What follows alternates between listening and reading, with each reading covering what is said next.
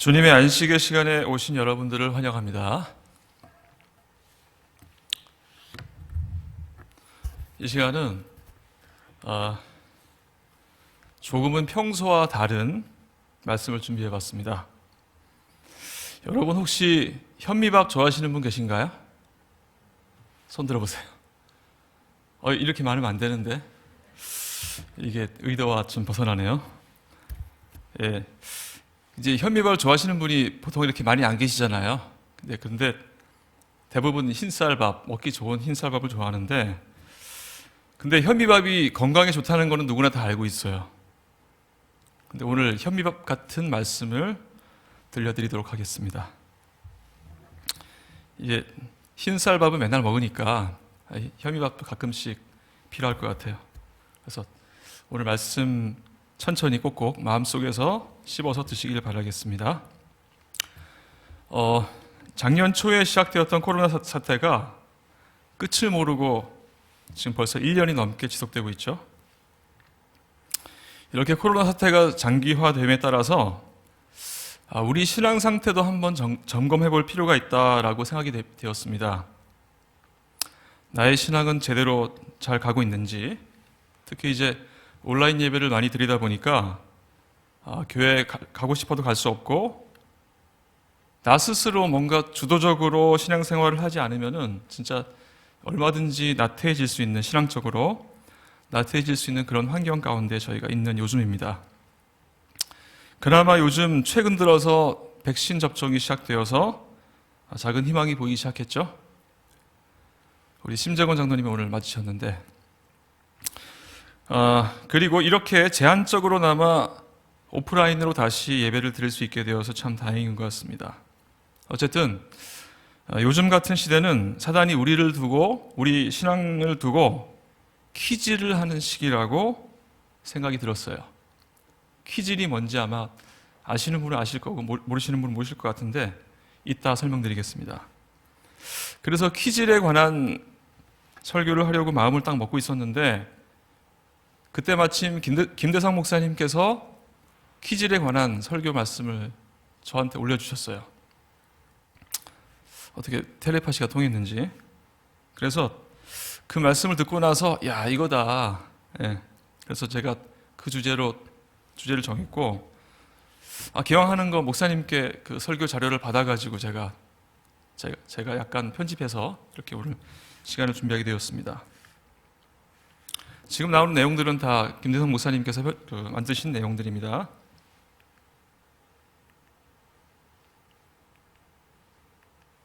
어디를 써야 되죠?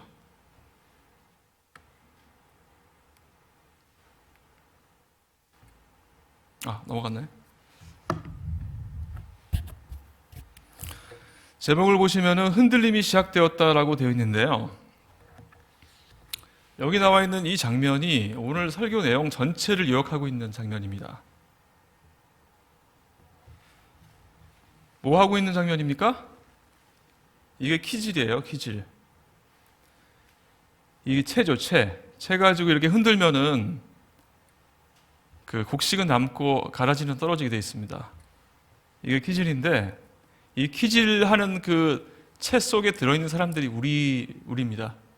그리고 이제 키질을 하는 주체는 누굴까요? 사단이겠죠. 사단이 키질을 하면은 흔들림의 때에 키질을 하게 되면 이제 떨어지는 사람도 있고 꽉 붙잡고 있는 사람도 있고 그렇게 됩니다. 나눠지게 됩니다. 여기 떨어지는 사람이 뭐라고 얘기하고 있습니까? 영어로 되어 있지만 우리 여기 학생들 뭐 쉬운 영어니까 다 알 것 같은데 표준이 너무 높아 이렇게 얘기하고 있어요. 근데 사실은 그렇지 않아요. 예. 그리고 채를 보시면은 영어로 뭐라고 써 있습니다. 남은 교회에 대해서 스트레이트 테스티모니. 스트레이트는 똑바로 간다는 얘기죠. 똑바로. 테스티모니는 기별이란 뜻이에요. 똑바로 가는 기별. 이제 고든 기별이라고 할 수 있는데, 뭐 우리가 흔히 아는 표현으로 직언이라는 얘기를 많이 하죠. 예, 그런 얘기를 갖다가 스트레이트 테스티모니라고 하는데요. 오늘 말씀이 딱 그런 말씀입니다. 예. 제가 원래 하려던 그 제목이 키질이라고 말씀드렸잖아요. 예. 여러분, 여기 이 사진을 보시고 이게 뭐 하는 장면인지 아시는 분 손 들어보세요. 더 많이 계실 것 같은데? 예. 지금 손 드신 분들은 저랑 비슷한 세대라고 보시면 되겠습니다. 예, 저게 바로 키질이에요. 키질이고 체질인데, 이게 뭘까요? 이걸 체라 그럽니다. 체. 그럼 이건 뭘까요? 예, 저걸 키라 그래요. 사실 저도 솔직히 말씀드리면 체는 알고 있었지만 키는 잘 모르고 그냥 키질이란 말만 썼지 키라는 말을 잘 모르고 있었는데, 아마도 우리 지금 여긴 안 계시지만 우리 집에서 TV를 통해서 보고 계신 어린이 그리고 학생 여러분들은 체, 키란 말 아마 처음 들어봤을 거예요. 예. 이게 체고 이게 키인데 이걸 흔드는 걸 갖다가 요거는 이제 체질, 이거를 갖다가 키질이라고 얘기합니다. 둘 다 똑같은 역할을 하는 거죠. 이 키질의 목적은 쓸 것과 못 쓸 것을 가려내는 역할을 합니다. 신앙적으로 비유하자면 구원받을 사람과 구원받지 못할 사람들을 구별하는 것이고, 우리가 또 잘 아는 얘기로 알곡과 가라지를 구별하는 것입니다. 여기서 중요한 사실은 여기 보시면은 이제 남는 게 있고 떨어지는 게 있는데, 남는 게 있고 떨어지는 게 있는데, 이 두 가지가 흔들기 전까지는 똑같이 계속 같은 장소에 있다는 얘기예요. 두 무리가 동시에 존재한다는 얘기입니다. 그러다가 가라지에 속한 사람은 종말에 떨어져 나가게 되는데, 이 떨어져 나가게 되는 그 원인을 제공하는 것이 바로 이 흔들림, 반드시 흔들림이 있어요. 흔들리기 때문에 이제 거기에 따라서 떨어지고 또 남고 이렇게 되는데, 이 흔들림의 목적은 아까도 말씀드렸지만 가라지를 분리시켜서 떨어지게 만드는 것이 흔들림의 목적입니다. 이에 관련된 성경절을 몇 구절 보겠습니다. 누가복음 22장 말씀인데요. 시몬아 시몬아 보라, 사탄이 밀 까부르듯 하려고 너희를 청구하였으나, 여기 노란색으로 표시된 밀 까부르듯, 밀을 까부르다, 이게 키질을 말하는 거예요. 우리가 바로 그 키질하는 시대에 살고 있기 때문에 정신을 차려야 된다. 그리고 그렇지 않으면 예수님께로부터 떨어져 나가게 된다. 이런 이제 메시지인데요. 이 말씀을 영어 말씀으로 적혀 있는 말씀, 이 말씀이고요. 여기 보면 이제 stay on your toes라고 돼 있죠. stay, 유지하다. 당신의 발을 유지하다. 어디에? 예수님께 유지한다는 얘기예요. 예. 이걸 번역한 글이 나와 있는데요. 여기는 정신 차리라고 번역을 했죠. 뭐 똑같은 얘기입니다. 발가락 떨어지지 않게 잘 유지하고 있어라. 누구한테? 예수님께. 그 이유는 사탄이 밀에서 결을 분리시키는 것처럼 너희 모두를 나에게서 분리시키기 위하여 전력을 다하고 있기 때문에. 예, 그렇습니다. 여기 저도 처음 보는 영어 단어를 봤는데, 이 셰프란 단어가 겨더라고요. 겨. 여기는 밀이고. 네. 겨라는 거 우리가 쉽게 알 수 있는 가라지란 표현이랑 비슷한 것 같아요. 껍데기. 네. 또 한 말씀을 보겠습니다. 우리가 잘 알고 있는 씨 뿌리는 비유 말씀이죠. 돌밭에 뿌린 말씀인데, 돌밭에 뿌리를 뿌리웠다는 것은 말씀을 듣고 즉시 기쁨으로 받되 그 속에 뿌리가 없어 잠시 견디다가 말씀을 인하여 환난이나 핍박이 일어나는 때에는 곧 넘어지는 자요. 네. 이 말씀을 쉽게 풀이한 말씀을 보시면요, 현대어 성경 가운데 보시면 여기 흔들림이 막 흔들리고 있죠. 네. 흙이 얕은 돌밭은 가르침을 듣고 기쁜 마음으로 받아들이기는 하지만 그의 생활에 무엇이 없어서? 깊이가 없어서 그 씨가 뿌리를 깊게 내리지 못하는 사람의 마음을 가리킨다. 그런 사람은 어려움이 닥치거나 박해를 받게 되면 곧 열정은 식어지고 믿음이 흔들려 넘어지고 만다. 예. 여기서 핵심적인 내용은 바로 그거예요. 이 생활에 깊이가 없다는 거. 그리고 그 씨가 뿌리를 깊이 내리지 못했다는 거, 그 두 가지가 포인트인데요. 말씀이 들어왔는데 마음 깊이 뿌리 내지 못한 상태를 갖다가 말하는 거죠. 쉬운 표현을 하자면은 말씀을 듣긴 들었는데 그 말씀이 마음 가운데 심어지지 않은 거예요. 그런 사람들은 조금만 어려움이 와도 주님을 떠나게 됩니다. 또 다른 말씀으로 말씀이 마음에 심어지지 않았다는 얘기는 말씀하신 분, 그 하나님과 나와의 개인적인 관계가 깊이 연결되어 있지 않다라고 의미한다고 생각하시면 될 것 같아요. 결국은 여러분과 저 개인과 하나님과의 개인적인 연결 상태, 이 부분이 가장 중요한 것 같아요. 그래야 돌밭처럼 뭔가 시련이 왔을 때도 넘어지지 않는 거죠. 예수님께로부터 떠나지 않는 것이죠. 자, 여기서 우리가 한 가지를 생각해 보겠습니다. 하나님은 우리가 붙어 있게 하려고 노력을 하시는 분이시고요. 사탄은 반대로 하나님으로부터 떨어지게 하려는 노력을 하고 있습니다. 서로 반대 노력을 하고 있죠. 여러분, 질문을 드리겠습니다. 이 상황에서 하나님은 우리랑 붙어 있으시려고 하고 사탄은 우리로부터 떨어지게 하려고 노력을 하는데 누가 더 쉬울까요? 붙어 있게 하는 거 아니면 떨어지게 하는 거? 하나님이 더 쉽다. 사탄이 더 쉽다. 예. 자, 제가 힌트를 좀 드리겠습니다. 영적 세계로의 여행이라는 책이 있는데요. 이 책에 보시면 어떤 글이 있냐, 아주 재미난 글이 있어요.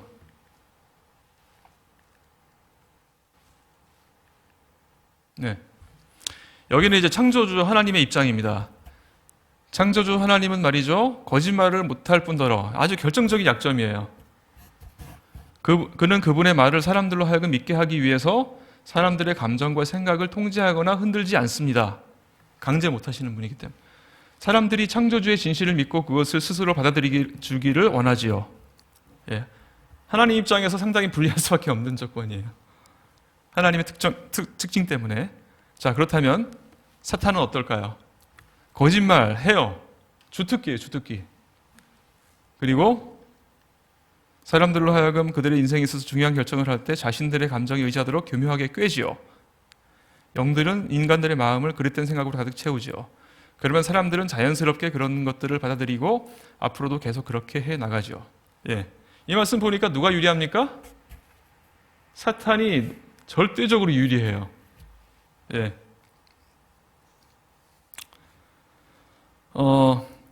그리고 이제 우리 인간의 본성 자체가 죄 쪽으로 기울어져 있기 때문에 사탄이 유리한 것은 뭐 정말 자명한 사실이고 어떻게 보면 자연스러운 현상이라고 볼 수 있습니다.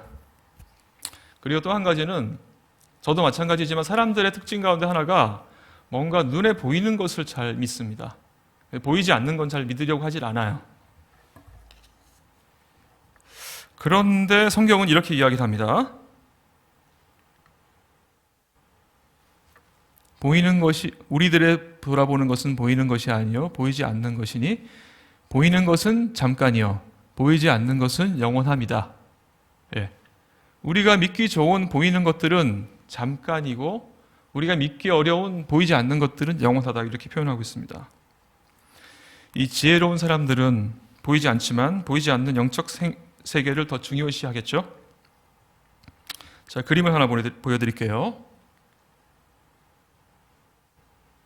나무가 하나 있는데 이 나무의 이름은 기독교라는 나무입니다.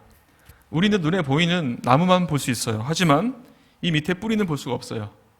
그렇지만 우리가 영적인 눈으로 뿌리까지 보게 되면 기독교의 뿌리가 하나님께 연결되어 있는 것을 알 수 있습니다. 이건 사람들이 그냥 봐서는 이제 볼 수가 없는 문제죠. 자, 그리고 무신론이라는 나무가 있어요.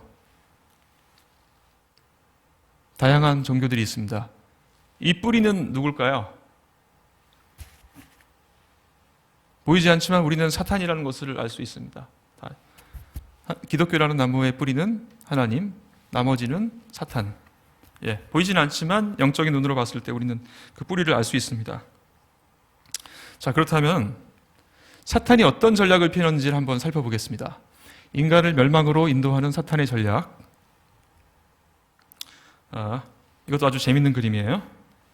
현미밥 드실만 하죠? 아직까진. 자, 여기 보시면 이제 큰 네모가 하나 있는데, 사탄의 전략 중에 이제 첫 번째는 오른쪽 왼쪽 나눴을 때 오른쪽 편은 그러니까 신을 믿는 사람들이고 왼쪽 편은 신을 믿지 않는 사람들이에요. 그래서 절반, 무신론으로 기울어진 사람들은 가장 사단이 끌고 가기 쉬운 쪽이라고 보시면 되겠죠? 자, 그러면 이제 오른쪽으로 가보겠습니다. 나머지는 신을 믿는 사람들이에요. 그렇지만 그 사람들을 또 둘로 나누면 신은 신인데 위쪽은 하나님, 그 다음에 그 밑에는 하나님 외에 다른 신들, 예를 들자면 석가모니라든지 힌두교라든지 기타 등등, 신을 믿는 사람 중에서도 하나님 외에 다른 신들을 믿는 사람들을 또 사단이 공격합니다. 두 번째로. 자, 그러면 또 넘어가겠습니다. 위에는 하나님이라 그랬는데 하나님을 믿는 사람들조차도 나눌 수가 있어요. 오류, 뭔가 이단 이런 걸 통해서 하나님을 믿긴 믿는데 잘못 믿게 합니다. 그럼 왼쪽은 뭘까요? 하나님을 올바로 믿는 사람들. 이게 끝인 줄 알았는데 또 있어요. 하나님을 제대로 믿고 있지만 광신적으로 믿는 사람들이 있고 형식적으로 믿는 사람들이 있어요. 그렇지 않은 나머지 사람들이 바로 남은 무리, 남은 자입니다. 사실 사탄이 우리를 진짜 유혹하거나 채에서 떨어뜨리기는 너무 쉬운 것 같아요. 이것만 봤을 땐. 근데 이 남은 자마저도 종말에는 남은 자에 대한 격렬한 흔들림이 있을 것이다. 이 남은 자마저도 사탄은 흔들려고 하고 있어요. 떨어뜨리려고. 제가 흔들림을 이제 말씀드렸는데 오늘의 주제가 흔들림이에요. 이 흔들림을, 글씨가 좀 깨졌네요. 흔들림을 5가지 종류로 나눌 수 있습니다. 첫째는, 그러니까 사탄의 전략이죠. 어떻게 흔드는지, 세속화를 통해서 흔들 수 있고, 둘째, 번영과 역경을 통해서 흔들 수 있고, 세 번째, 고등기별. 이건 이제 엄밀하게 표현하자면 고등기별에 대한 저항이라고 할 수 있겠죠. 그 다음에 거짓 교리를 통해서, 마지막으로 육체적인 핍박을 통해서 일요일 법령이라든지 이런 5가지를 통해서 사탄이 흔들리는 것을 전략을 펴고 있습니다. 오늘 이 시간에는 이 5가지를 하나씩 살펴보는 시간을 갖도록 하겠습니다. 첫 번째, 근데 여기서 중요한 것은 이 개인마다 가지고 있는 타고난 약점이 있고 그 다음에 잘 길들여진 악한 습성을 사탄이 이용한다는 거예요. 여러분, 이 시간을 통해서 내가 어떤 약점이 있는지를 한번 생각해 보시면 좋을 것 같아요. 맞춤식으로 공격을 합니다. 예를 들자면은 돈, 어떤 사람들은 명예, 어떤 사람들은 권력, 어떤 사람들은 이성, 이런 것들을 통해서 사탄은 그 약점을 공격한다고 합니다. 자, 하나씩 볼게요. 첫 번째는 세속화.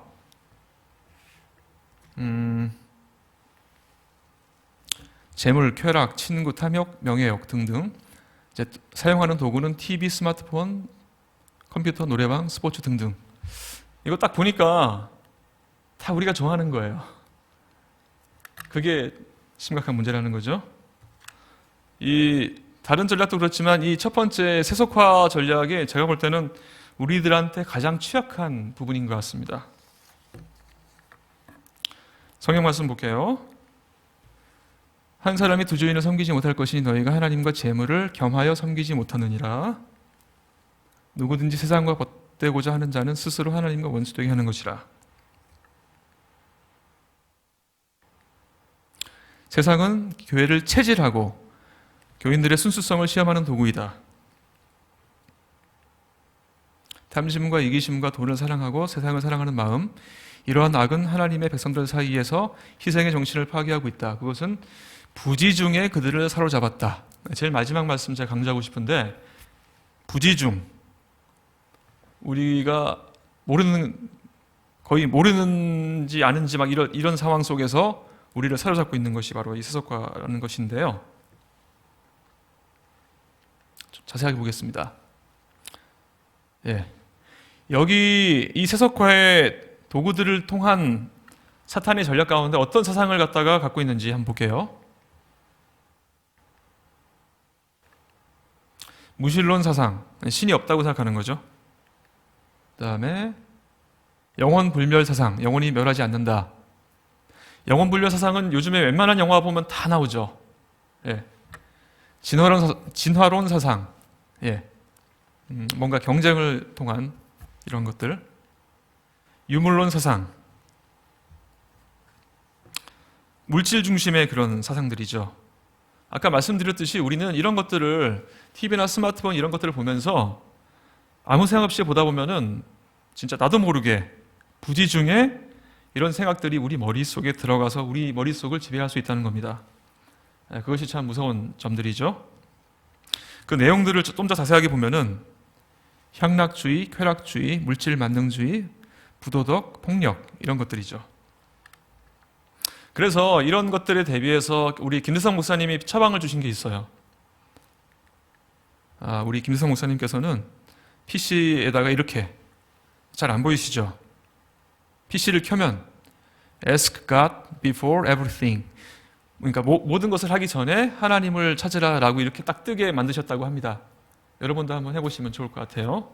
그 다음에 스마트폰에다가는 스마트폰 딱 메인 화면에 이런 그림을 딱 그린다고 하십니다. 예, 두 번째 넘어가겠습니다. 두 번째는 번영과 역경인데요. 먼저 번영할 때 나타나는 현상들을 보시면은 현재 신앙 상태에 만족하여 안주함. 첫 번째는 좀 안 좋은 거예요.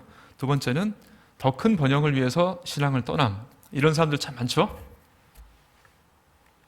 세 번째는 하나님께 감사하며 더 헌신하고 충성함. 1번, 2번은 뭔가 부정적인 내용이고 2번은 긍정적인 내용이 되겠죠? 자, 반대로 역경이 올 때 나타나는 현상들을 보겠습니다. 하나님을 원망하고 신앙이 약해짐. 그 다음에 어려울 때 신앙의 회의를 느끼고 교회를 떠남. 1번, 2번은 다 하나님을 떠나는 내용들이에요. 3번은 더 많이 기도하며 하나님께 가까이 나아감. 예, 보시면 아시겠지만 1번, 2번은 다 안 좋은 거고 이 3번은 다 긍정적인 면이에요. 결국은 번영할 때나 역경이 있을 때나 우리 상태에 따라서 충분히 우리 선택은 바뀔 수 있다는 거죠. 잘 살 때든지 못 살 때든지 언제나 주님을 떠나지 않는 그런 신앙이 참 중요하다는 얘기인데, 그러기 위해서 어떤 마음이 필요한지 한번 살펴보겠습니다. 예, 하나 빼먹었네요. 돌반 얘기가 나와 있는데 아까 봤던 내용이기 때문에 넘어가겠습니다. 빌립보 4장 11절에서 13절에 보시면 내가 궁핍함으로 말하는 것이 아니라 어떠한 형편에든지 내가 자족하기를 배웠나니, 자족한다는 얘기를 하고 있죠. 내가 비천에 처할 줄도 알고 풍부에 처할 줄도 알아 모든 일에 배부르며 배고픔과 풍부와 궁핍에도 일체의 비결을 배웠노라. 내게 능력 주시는 자 안에서 내가 모든 것을 할 수 있느니라 라는 말씀인데, 이거를 현대어 성경으로 보시면 필립역으로 보시면요, 나는 상황이 어떠하든지 간에 만족하는 것을 배웠노라. 나는 이제 세태가 어려울 때 어떻게 살아야 하는지를 알고 번영할 때에도 어떻게 살아야 하는지를 아노라. 그리고 나는 내 안에 사시는 그분의 힘을 통해 어떤 상황을 위해서든지 각오가 되었노라. 이렇게 우리가 알기 쉽게 글을 쓰고 있는데요. 만족이란 말이 나와 있죠. 자족. 그럼 우리가 어떻게 하면은 만족할 수 있고 자족할 수 있는지 좀 더 자세하게 살펴보겠습니다.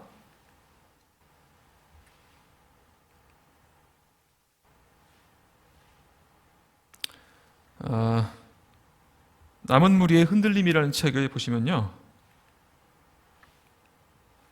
참된 만족이란 그 어떤 것에 의해서도 요동함을 받지 않는 마음의 상태이다. 어떤 것이 와도 흔들리지 않는다는 얘기예요. 마음의 만족은 그리스도와의 끊임없는 관계를 맺고 그분에 대해 명상함으로 얻을 수 있다. 여기 밑줄 그어져 있죠? 중요하다는 얘기죠. 우리가 처한 상황이 우리의 신앙을 주관하게 해서는 안 되고, 우리의 그리스도인 경험은 우리에게 어떤 일이 일어난다 해도 지속적인 것이 되게 하여야 한다라고 말씀하고 있는데, 이 말씀이 어떻게 보면 좀 핵심적인 내용인데요. 주님과의 관계가 가장 중요하다는 얘기입니다. 상황이 어떠하든지 관계없이. 우리가 세상에서 살면서 행복을 쫓아 살고 있는데, 우리가 살면서 그 행복의 기준은 늘 상대적입니다. 누구보다 더 가졌느냐, 누구보다 덜 가졌느냐, 이거 가지고 우리는 상대적으로 행복을 자꾸 생각하고 있어요. 하지만 주님과의 관계를 통한 행복은 상대적인 행복이 아니라 절대적인 행복이에요. 예수님과 연결된 사람은 그 수에 관계없이 누구나 다 모든 천국을 다 가질 수 있는 사람이기 때문입니다. 우리가 상대적인 행복에서 뭔가 마음의 관점을 바꿔서 이 절대적인 행복을 추구하는 저희가 되었으면 좋겠습니다. 기도 말씀 하나 있는데요.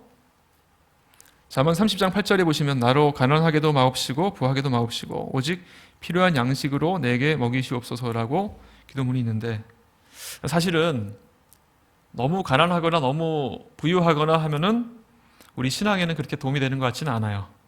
살아보니까 그런 것 같습니다. 자, 세 번째 주제로 가겠습니다. 고든기별. 아까 제가 첫 번째 그림에서 보여드렸던 스트레이트 테스티모니가 바로 고든기별인데요.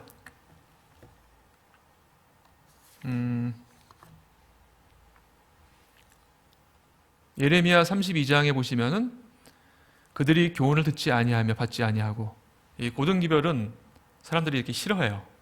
잘 받으려고 하진 않아요. 우리가 요즘 이제 계속 묵상하고 있는 이사야 말씀 가운데도 관련된 말씀이 있습니다. 그들은 반역하는 백성이요 거짓으로 가득 찬 자식들이다. 요구하는 것을 듣기 싫어하는 자식들이다. 옳고 바른 소리는 그만하고 우리의 마음에 맞는 말을 하여라. 우리에게는 속임수라도 좋으니 부드러운 말을 좀 하여라. 아첨하는 말에도 좋으니 기분 상하지 않게 예언하여라. 예, 이게 좀 이제 현대어 번역으로 표현을 하고 있지만 우리들은 대부분 다 그래요. 저도 마찬가지고 이 고든 소리를 본성적으로 싫어하는 것 같아요. 네. 그렇다면은 고든기별을 구체적으로 어떤 건지 한번 보겠습니다.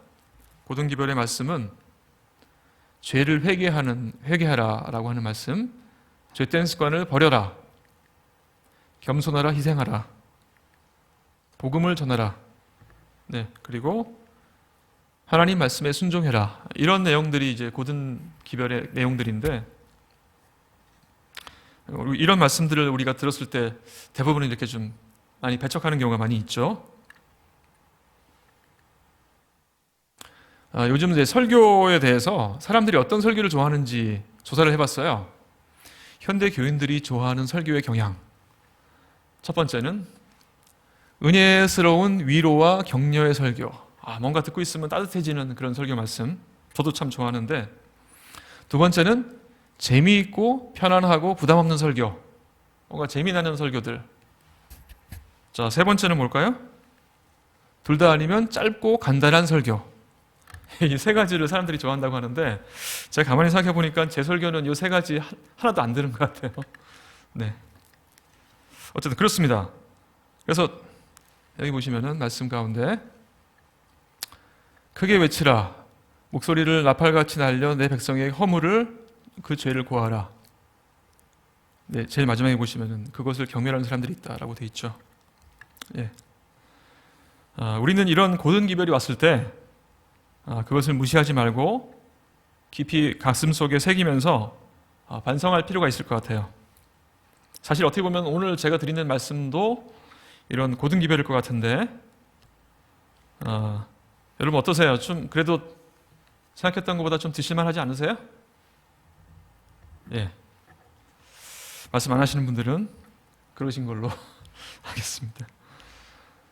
네 번째 말씀은 이제 이설인데요. 이설 부분은 사실 내용이 너무 방대하기 때문에 제가 시간상 생략하도록 하겠습니다. 그리고 마지막으로 육체적인 핍박 부분을 볼게요. 네. 그 육체적인 핍박이 사실 마지막 사단의 수단인데, 왜냐하면요, 여러분 과일 나무를 따실 때 처음에 어떻게 땁니까? 사과 나무가 있다고 쳐요. 흔들죠. 흔들면 대부분의 과일은 떨어집니다. 근데 끝까지 흔들어도 안 떨어진 그 과일들이 있어요. 그렇죠?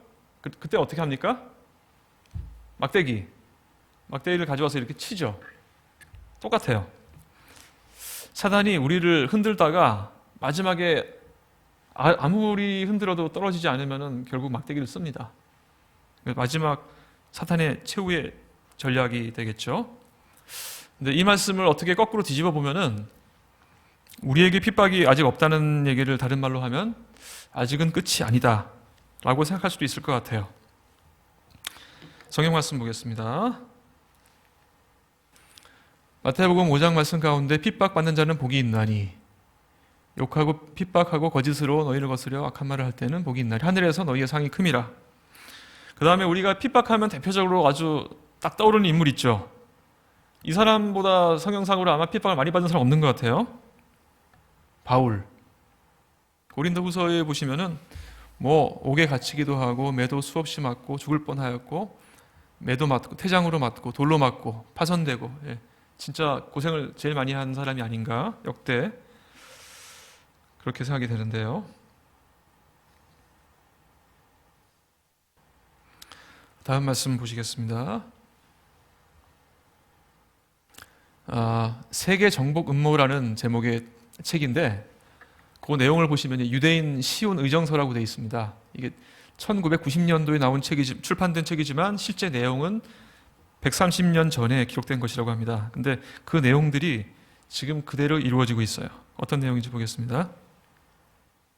정치를 하고자 하는 사람들은 기만과 위선을 써야 한다. 목적은 수단을 정당화한다. 우리들의 계획을 성공시키기 위해서는 선이라든가 도덕 같은 것에 구애받을 필요가 없다. 다만 필요하거나 유효한 것에 관심을 기울여야 한다. 우리들의 목적을 달성하기 위해서는 뇌물 거래나 사기 또는 재산 탈취까지도 주저할 필요가 없다. 이게 그렇게 예전에 기록된 책인데 지금 어떻게 여러분 보시면 다 지금 이루어지고 있는 일들이죠. 예. 결국은 그 배후에 사단이 있다는 얘기예요. 사단은 그의 목적인 하나님의 백성을 하나님과 떨어뜨려 놓기 위해서는 어떤 수단과 방법도 가리지 않고 사용한다는 얘기입니다. 예, 여기 보시면 카타콤이 나오고 사자 이렇게 나오는데 그리스도인들은 가장 무서운 제목으로 거짓 고소를 받았고 그 다음에 쭉쭉 나와 있고 무고, 죄가 없는데 이제 무고죄로 막 고발당하고 그랬다고 돼 있죠. 제일 밑에 보시면 원형극장에서 짐승의 밥이 되기도 하고 화형에 처해지기도 하였다. 이게 우리 신앙의 선조들이 이렇게 참 핍박을 많이 당했어요. 최근 기사입니다. 코로나 방역 지침. 다른 종교는 놔두고 왜 교회만 문제 삼나? 이게 뭐 그냥 넘어갈 수 있는 문제긴 하지만 어떻게 보면 우연은 아닌 것 같기도 하죠. 그리고 대대 역사를 보시면요, 하나님과 사단 사이의 가장 핵심적인 쟁점은 경배 문제입니다. 보시면 아담 때부터 가인과 아벨 때부터 시작돼서 다니엘, 다른 신에게 기도하지 말라, 다니엘, 그 다음에 다니엘의 세 친구들 다 경배 얘기예요. 로마 시대에도 마찬가지로 황제 숭배, 일제 시대 때 신사 참배, 다 경배 얘기입니다. 계시록 13장 8절에 보시면 이제 짐승에게 경배하라는 내용이 나오고 15장에 경배하지 아니한 자는 다 죽이게 하라. 그 다음에 이마에 표를 받게 하고 매매를 못하게 하라. 이런 내용들 보시면 그 배후에는 이분이 계시죠. 우리 교황이 어떻게 우리가 알고 있듯이 이 사단의 역할을 갖다 대행하고 있는 바로 핵심적인 인물이라고 볼 수 있겠죠. 요즘 보면요, 민주주의가 점점 더 사회주의화되고 있는 같은 분위기를 저희가 느낄 수 있어요. 자, 이제 코로나 시대 이후에 남은 자손의 자세, 사실 여기 글씨가 좀 잘려 있는데 코로나 이후의 세상과 남은 자손이 자세인데 세상이란 말이 지금 잘려 있네요. 먼저 코로나 시대 이후의 세상이 어떻게 될 것인지에 대해서 잠깐 이렇게 예측되는 상황을 보여드리겠습니다. 10가지인데요.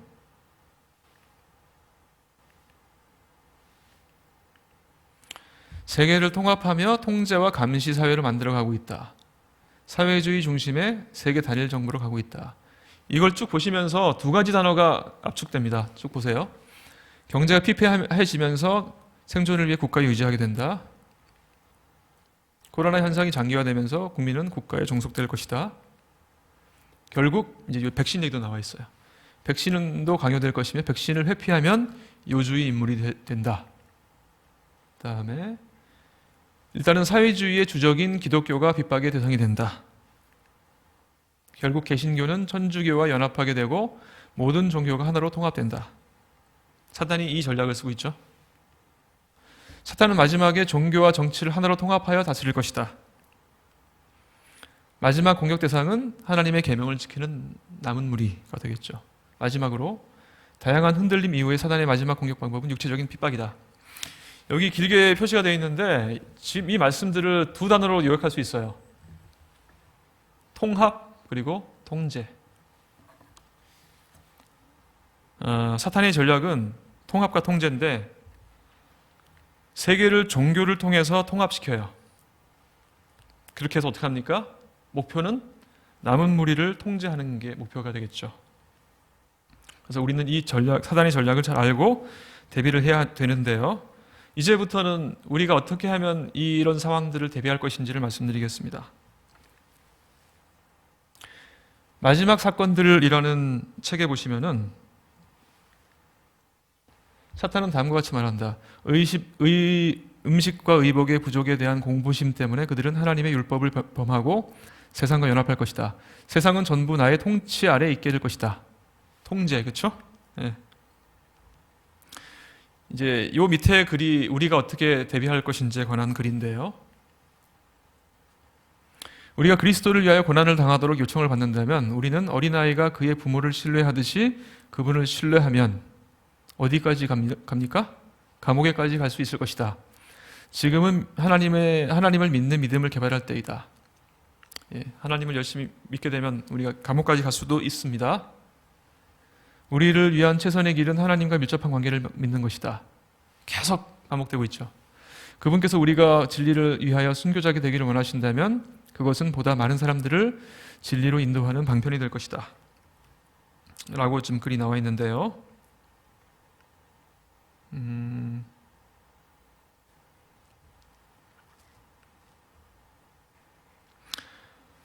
이 말씀 가운데 우리가 살펴볼 부분은 사실은 이 부분이 오늘 제 말씀드리는 내용의 가장 핵심적인 내용입니다. 우리가 이런 상황 가운데서 이기고 살아남을 수 있는 비결은 그분을 신뢰하고 하나님과 밀접한 관계를 맺는 것입니다. 누차 강조드리지만 세상이 어떻게 변하든 관계없이 우리는 변치 않은 유일한 분이신 예수님을 바라보고 그분과의 연결을 유지하는 것, 그것이 우리가 대비할 수 있는 가장 핵심적인 내용입니다. 왜냐하면 사단은 세상을 통제하고 통합하려고 하고 있지만 그 위에 계신 분이 있어요. 그렇죠? 최종적으로 통제하시는 분이 하나님이시기 때문에 우리는 그 사실을 믿고 있기 때문에 우리는 그 최종적으로 통제하시는 분과 붙어 있으면 우리는 끝까지 살아남을 수 있는 거죠. 이 말씀이 사실 오늘 제가 드리고 싶은 말씀의 가장 핵심적인 내용입니다. 여기 말씀 가운데 보시면은 뭐 감옥 얘기도 나오고 순교 얘기도 나오고 하니까 뭔가 우리 공포감이 좀 들 수 있는데, 그렇다면 하나님은 계속 하나님의 백성들이 이렇게 감옥에 가고 핍박을 당하는데 가만히 보고만 계실까요? 네, 마찬가지 말씀이고요. 여호와의 율법을 무시하는 일이 거의 전 세계적인 것이 될 때 당신의 백성들이 그들의 동료 인간에 의하여 고통에 짓눌리게 될 때 하나님께서 뭐 하신다? 개입하신다. 하나님이 기다리시다가 결국 개입하시죠. 당신의 백성들의 열렬한 기도는 응답을 받게 될 것인데 그분께서는 당신의 백성들이 전심으로 당신을 구하며 당신을 그들의 구원자로서 의지하게 되기를 원하시기 때문이다. 네, 상당히 큰 위로의 말씀입니다. 당신의 교회를 위한 하나님의 사랑은 무한하다. 그분은 교회의 순결 곧 현세와 영원한 유익을 위해 필수적인 것 외에는 어떤 고통도 교회에 임하도록 허락하지 않으신다.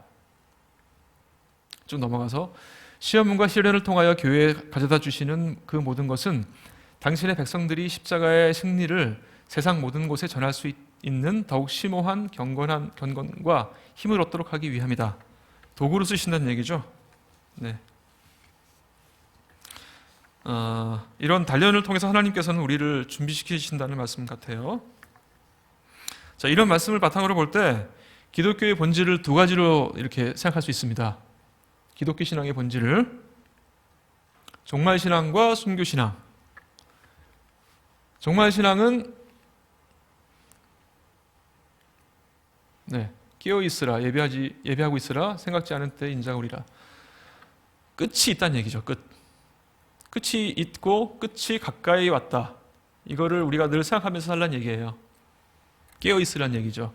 두 번째는 순교신앙인데 자기를 부인하고 자기 십자가를 나를 좇을 것이니라. 자기 목숨을 보존하고자 하는 자는 잃을 것이요 잃는 자는 살리리라. 죽도록 충성하라. 그리하면 생명이 면류관을 얻으리라. 순교신앙 사실 좀 약간 겁나는 얘기긴 한데 나를 희생하라. 그게 우리가 살 수 있는 비결이다. 이런 얘기잖아요. 근데 우리가 희생을 안 당하면 제일 좋지만 희생을 당하더라도 걱정할 필요가 없는 게 이유가 있어요. 왜냐하면 부활이 있기 때문입니다. 우리에겐 부활의 신앙이 있기 때문에 우리가 혹시 죽더라도 다시 살 수가 있어요. 영생을 얻을 수 있기 때문입니다. 그래서 어떻게 보면은 죽음을 두려워하지 않는 유일한 무리가 그리스도인이 아닌가라고 생각이 됩니다. 진짜 겁날 게 없는 사람들이 그리스도인이에요. 여기 말씀 가운데 견고하며 흔들리지 말며 항상 주의 일에 더욱 힘쓰는 자들이 되라. 수고가 주 안에서 헛되지 않은 줄을 알미니.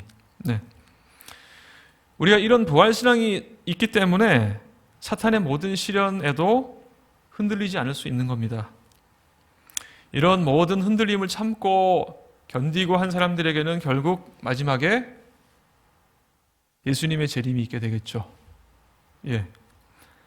예수님께서 재림하실 때 우리는 지금까지 모든 것을 견딘 사람들은 보상을 받게 되겠죠.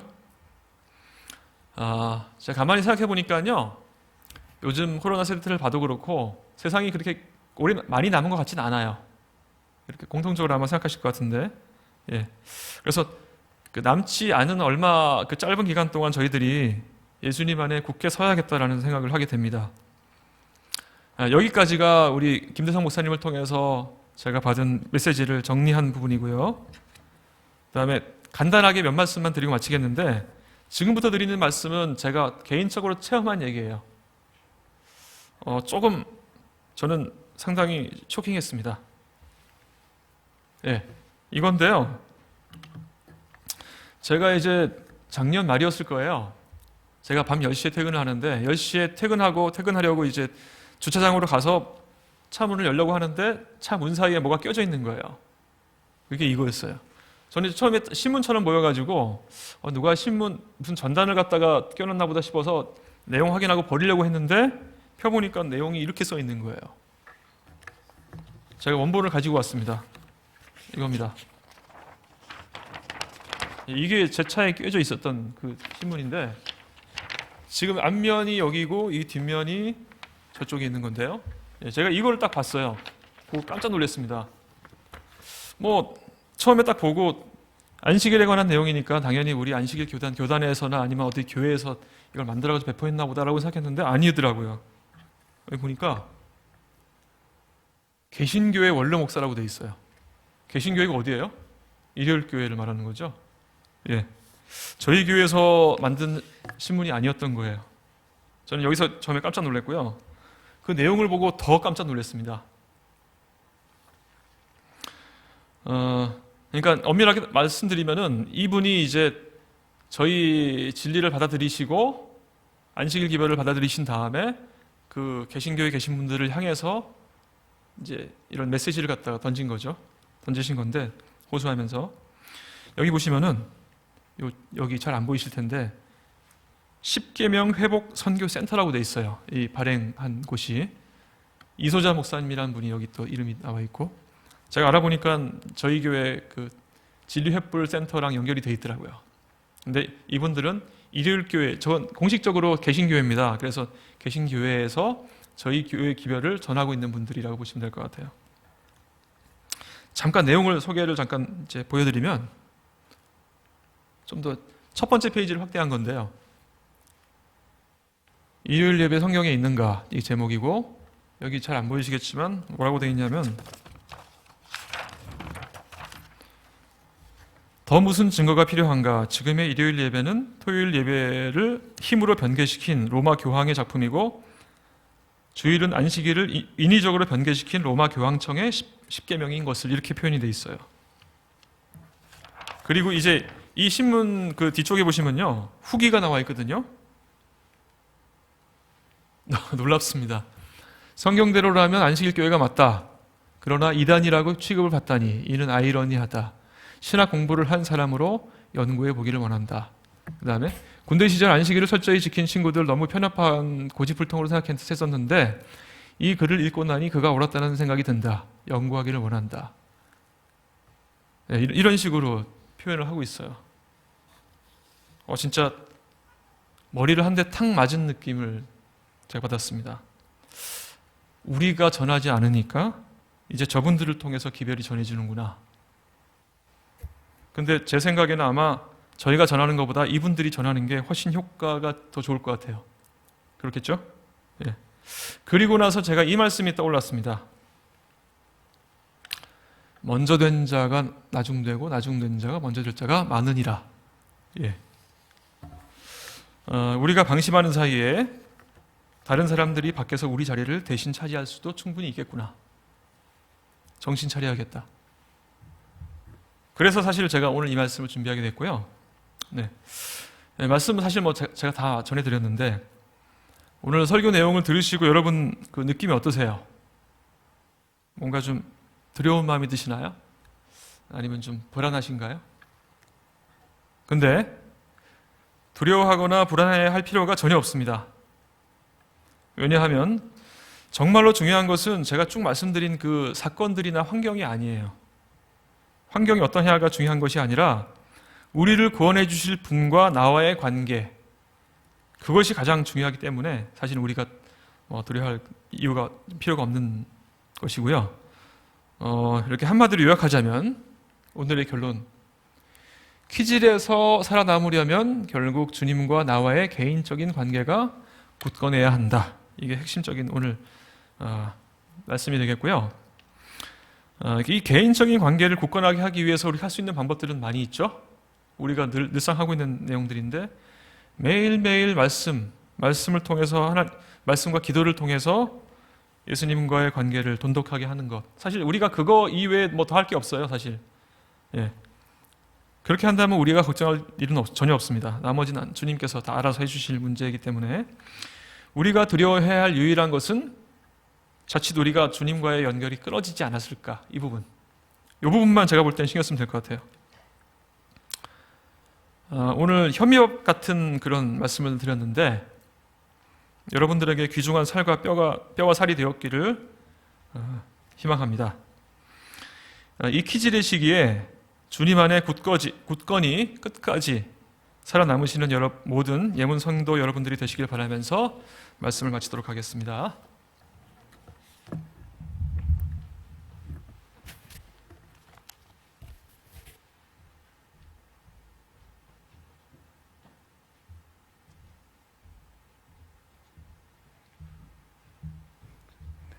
말씀 감사합니다. 마치는 참에 367장을 부르신 후에 반영권 장로님의 기도로 마치겠습니다.